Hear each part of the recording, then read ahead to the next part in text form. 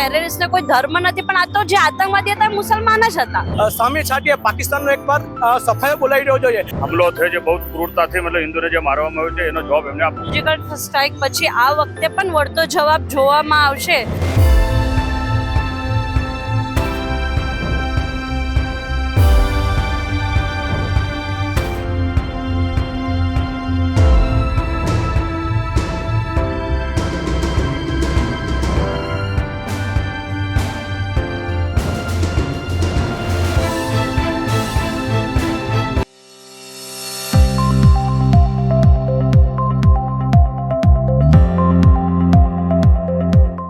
જમ્મુ કાશ્મીરના પહેલગામમાં બનેલી ઘટનામાં જે 28 લોકોના જીવ ગયા છે આતંકી હુમલામાં, ત્યારે સુરતના જેમ કે જોવા જાય તો ભારતના અલગ અલગ વિસ્તારોમાં જે કહી શકાય કે પડઘા પડી રહ્યા છે, ત્યારે સુરતમાં પણ તેના પડઘા જોવાઈ રહ્યા છે. ત્યારે લોકો દ્વારા જે છે સ્થાનિક લોકો દ્વારા હાલ જે કેન્ડલ માર્ચ ને કેન્ડલ રેલીનું આયોજન કરવામાં આવ્યું છે. ખૂબ મોટી સંખ્યામાં જે છે તે લોકો અહીં જોડાયા છે. ત્યારે આપણે વાત કરીશું લોકો સાથે સીધા કે તેમનું આ ઘટના ઉપર શું કહેવું છે.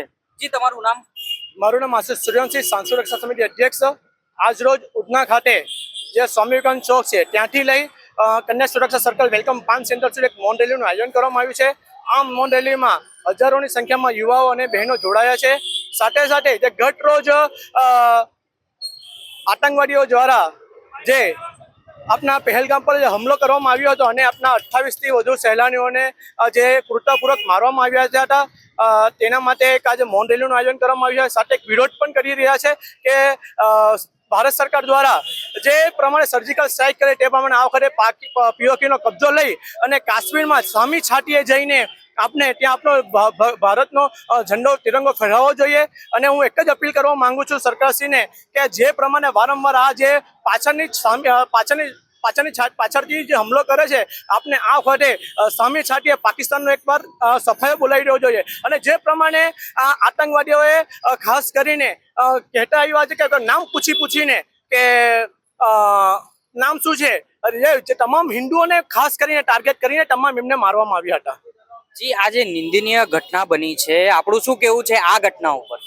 આ ઘટના એક પાકિસ્તાનની મોટી સાજિશ છે. બે ધર્મ વચ્ચે કેવી રીતે મોટો બરાબર વૈમનસ્ય ઊભો થાય.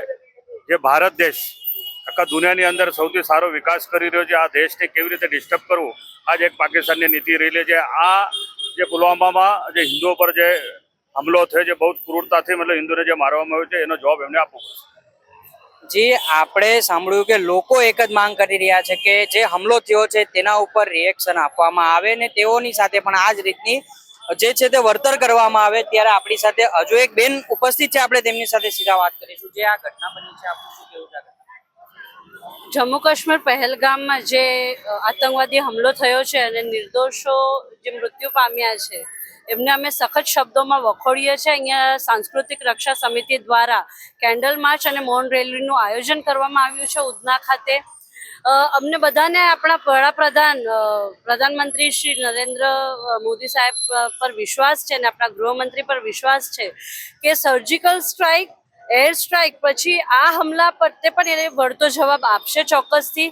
અને નપુસક બાયલાની કાયરતાની જેમ કાયર આતંકવાદીઓએ જે જાત અને ભાષા કે રાજ્ય નહીં પણ ધર્મ પૂછીને જે હુમલો કર્યો છે ખરેખર નિંદનીય છે. અને અમે આ બધું સખત શબ્દોમાં વખોડીએ છીએ. એમને મૃત્યુદંડની શિક્ષા થાય એવી અમે અપેક્ષા રાખીએ છીએ. એવી અમારી જે નામ પૂછીને હત્યાઓ કરવામાં આવી છે ને જે પ્રમાણે ગોળીઓ મારવામાં આવી છે, તમે એના ઉપર શું કહેશો? એ ખરેખર નિંદનીય છે. આ તો જે રીતે હિન્દુ મુસલમાન વચ્ચે આ લોકો એક ભેદ ઉભો કરવા માંગે છે, આ સ્પષ્ટ દેખાય છે. અને જે લોકો કહે છે કે ટેરર હેઝ નો ધર્મ, મતલબ ટેરરિસ્ટને કોઈ ધર્મ નથી, પણ આ તો જે આતંકવાદી હતા એ મુસલમાન જ હતા. અને મને વિશ્વાસ છે કે એર સ્ટ્રાઇક, સર્જિકલ સ્ટ્રાઇક પછી આ વખતે પણ વળતો જવાબ જોવામાં આવશે. એ ખરેખર પ્રશંસનીય રહેશે. જી, આપણે સાંભળ્યું કે લોકોની એક જ માંગ છે કે વળતો જવાબ. ત્યારે જે લોકો છે, જે જોઈ શકાય છે જે પ્રમાણે કે જે વિશાળ રેલીનું તેમના દ્વારા આયોજન કરવામાં આવ્યું છે અને આ વિશાળ રેલીમાં ખૂબ જ મોટી સંખ્યામાં હાલ જે લોકો છે એ બેનરો લઈને નીકળી રહ્યા છે ને ક્યાંક નાના બાળકો પણ છે તેમની સાથે આ રેલીમાં જે જોડાયા છે ને જે આ ઘટના દુઃખદ ઘટના બની છે તેમાં સહભાગી બનવા માટે આ સૌ લોકો જે આગળ આવ્યા છે ને આ જ પ્રમાણે આખા ગુજરાત નહીં પરંતુ આખા ભારતમાં જે છે તે આના પડઘા પડી રહ્યા છે ને ખાસ કરીને વાત કરવામાં આવે તો સુરતમાં આમ તો જો 28 લોકોના મોત નીપજ્યા છે એમાં ખાસ કરીને 3 લોકો જે છે તે ગુજરાતના જ રહેવાસી છે ને અને અન્ય જે એક વ્યક્તિ છે જેમનું નામ છે શૈલેષભાઈ, તે પણ વરાછા વિસ્તારમાં તેમનું રહેવાનું છે. ખાસ કરીને જોવા જાય તો 3 ગુજરાતી વ્યક્તિઓના આમાં મોત નીપજ્યા છે. ત્યારે ગુજરાતમાં નહીં પરંતુ ભારતના અલગ અલગ વિસ્તારોમાં આ જ પ્રમાણે તેના પડઘા જોવા મળી રહ્યા છે. ધર્મેન્દ્ર રાણા સાથે હોટલાઇન ન્યૂઝ, સુરત. આવા પ્રકારના વિડીયો તમને જોવા ગમતા હોય તો હોટલાઇન ન્યૂઝ ચેનલને લાઇક, શેર અને સબસ્ક્રાઇબ કરો.